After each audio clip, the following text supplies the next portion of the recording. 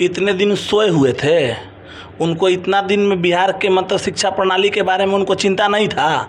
आज अचानक उनके अंदर ऐसा कौन सा जज्बा उखड़ गया छात्रों के लिए कि वो अंदर से जज्बाती हो रहे हैं। वो इस तरह से टीचर के ऊपर छीटाकशी करना, टीचर के स्वाभिमान को लगातार गिराया जाना, ये कहीं से उचित आपको दिख रहा है? मुख्यमंत्री हैं और वो अब अपने मतलब राजनीतिक ढलान पे हैं, वो अपने लास्ट पोजीशन पे पहुंचे हुए हैं। उनको ये समझना चाहिए कि अब आप जब लास्ट जाते जाते क्यों गुड़ गोबर कर रहे हैं? अपना बनाया हुआ कुछ जो छवि है उसको तो अपना बचा के रखिए। पंखा नहीं है, आप बल्ब की व्यवस्था नहीं है, नीचे फर्श सही नहीं है, बेंच नहीं है, टीचर कहाँ पढ़ाएगा? बच्चे कहाँ बैठेंगे? केवल तुगलकी फरमान फैलाने से होगा? जो भी बचा खुचा बिहार के जो बच्चे हैं, जो यशस्वी बच्चे हैं, जिनके भविष्य, जिनके कारण से बिहार का नाम गरिमामय होता था, उसको प्रदूषित करने का काम ये कर रहे हैं। बिहार के शिक्षा विभाग में लगातार बवाल मचा हुआ है। के पाठक का फरमान आए दिन आते ही रहता है, हर दिन कुछ नया नया नियम। लेकिन बड़ा सवाल ये है कि क्या फरमान से बदलेगा बिहार का शिक्षा व्यवस्था? इस पूरे मुद्दे पे बातचीत करने के लिए हमारे साथ हिंदुस्तानी अवाम मोर्चा के शिक्षा प्रकोष्ठ के राष्ट्रीय अध्यक्ष रंजन सिंह सर हैं, खुद केमिस्ट्री के प्रख्यात शिक्षक भी है। सर, सबसे पहले तो स्वागत है आपका। धन्यवाद आदर्श जी। के पाठक का फरमान लगातार आ रहा है, लोग कह रहे हैं कि शिक्षा व्यवस्था ऐसे बदल जाएगा, लेकिन आप शिक्षक हैं, आप शिक्षकों के दर्द को भी जानते हैं, शिक्षा व्यवस्था को भी जानते हैं और बच्चों को भी जानते हैं। तो क्या इन फरमानों से बिहार की शिक्षा व्यवस्था जो है वो बदल जाएगी? देखिए, सबसे पहली बात है कि के पाठक को लाया कौन? माननीय नीतीश कुमार जी लाए हैं। इतने दिन सोए हुए थे, उनको इतना दिन में बिहार के मतलब शिक्षा प्रणाली के बारे में उनको चिंता नहीं था। आज अचानक उनके अंदर ऐसा कौन सा जज्बा उखड़ गया छात्रों के लिए कि वो अंदर से जज्बाती हो रहे हैं वो? और ये आके नया नया जो रोज़ रोज़ का तुगलकी फरमान दिया जा रहा है, क्या उससे, ये एकदम क्वेश्चन मार्क है, क्या उससे शिक्षा प्रणाली में कोई सुधार होने की कोई गुंजाइश है? इस तरह से टीचर के ऊपर छीटाकशी करना, टीचर के स्वाभिमान को लगातार गिराया जाना, ये कहीं से उचित आपको दिख रहा है? क्या ऐसा कर देने से शिक्षण प्रणाली में कोई असर होगा?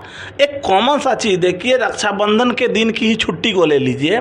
ज़्यादातर मतलब इनको ये भी चीज़ समझना चाहिए, इनको देखना चाहिए कि ज़्यादातर जगहों पे 98% जैसा आकलन हमने देखा और जो बातें आई, हर जगह से शून्य उपस्थिति आई है स्कूल में।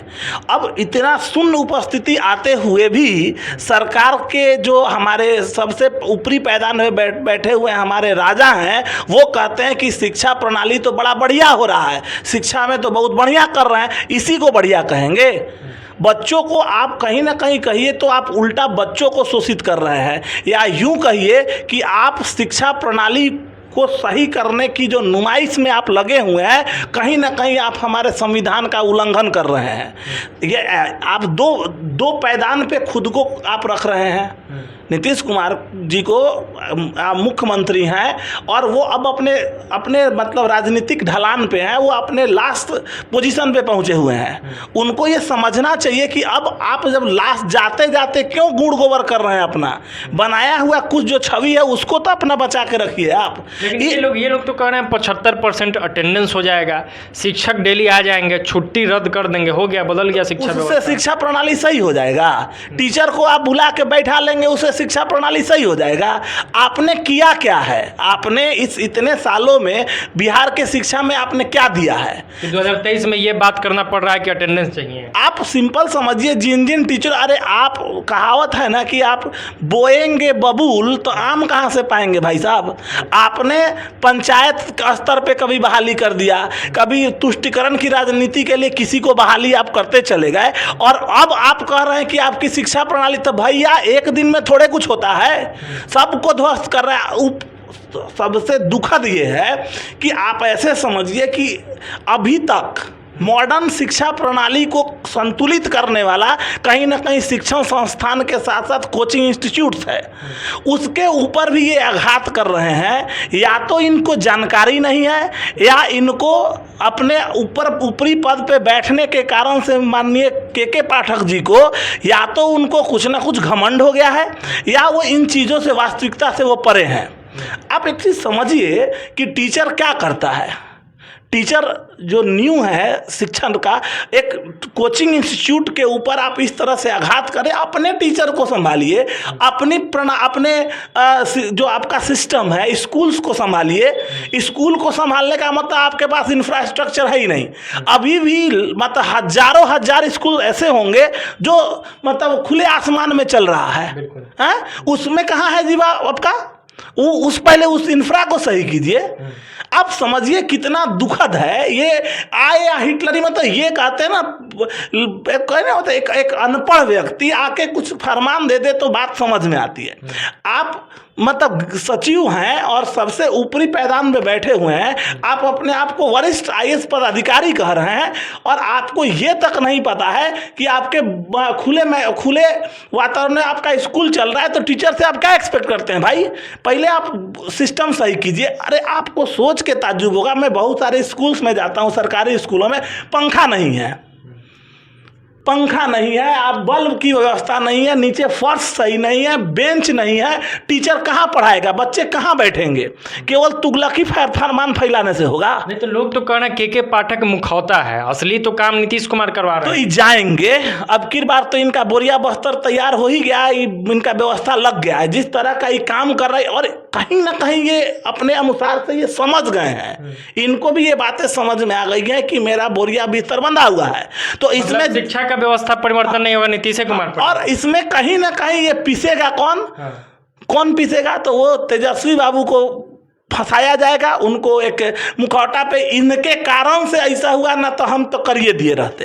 तो ये चीज़ें जो है वो अपने तो ये कहावत वही हो गया, हम तो डूबे सनम तुम्हें भी ले डूबेंगे। यही वाली राजनीति अब नीतीश कुमार कर रहे हैं। चाचा भतीजा का जोड़ी मिलके जो भी बचा खुचा बिहार के जो बच्चे हैं, जो यशस्वी बच्चे हैं, जिनके भविष्य, जिनके कारण से बिहार का नाम गरिमामय होता था, उसको प्रदूषित करने का काम ये कर रहे हैं। हर जगहों पे ये गंदगी फैला रहे हैं।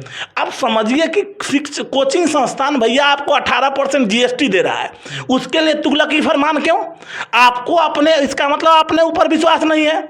75% आपने अटेंडेंस कर दिया ना भाई, तो आप उस पर स्टिक कीजिए ना। अपने शिक्षकों के साथ उनको तो पहले अपने फेथ में लीजिए। अपना शिक्षक आपके फेथ में नहीं है भाई। और आखिर बच्चे जा क्यों नहीं रहे हैं? इस पे क्यों नहीं विचार हो रहा है? अरे भाई इन्होंने जितना एडमिशन ले रखा है 10th में, अब सोचिए 10th में जितना ही एडमिशन लिए हुए हैं लोग, उतना रिजल्ट 12 लाख बच्चा गर्व से फूल के बोलते हैं, इतना 22 लाख है, 11 लाख है, इतना एग्जैक्ट आंकड़ा तो नहीं पता है, लेकिन इतने बच्चों से ये एग्जाम दिलवा रहे हैं। एक स्कूल, मिडिल स्कूल को आपने उत्क्रमित करके हाई स्कूल में कन्वर्ट कर दिया। सारे स्कूल्स में टीचर की कमी है, लाख टीचर्स की कमी है। कहाँ से भरिएगा? पढ़ा कौन सी लीजिएगा?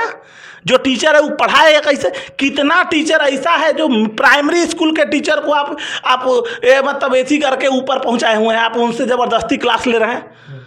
तो लूप होल तो आपके अंदर है, पहले वो लूप होलवा सरियाइएगा तब ना आगे बढ़िएगा।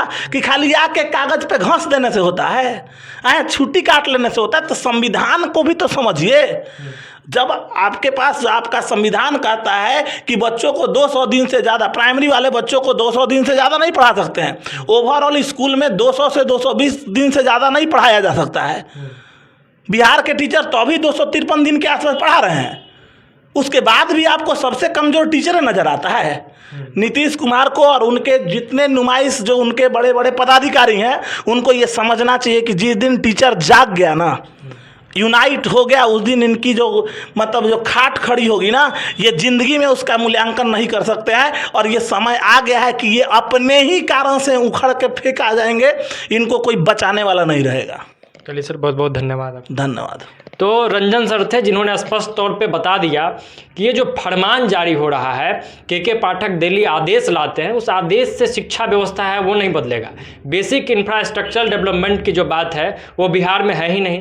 जो व्यवस्था बदलने के लिए जो बेसिक चीज़ें हैं उस पर कोई बात ही नहीं कर रहा है। इस सवाल का जवाब आज तक मिला नहीं कि आखिर बच्चे जाते क्यों नहीं है स्कूल, और ये सब फरमान जारी करते हैं, शिक्षकों को निलंबित करते हैं, शिक्षकों पर लाठी चलाते हैं।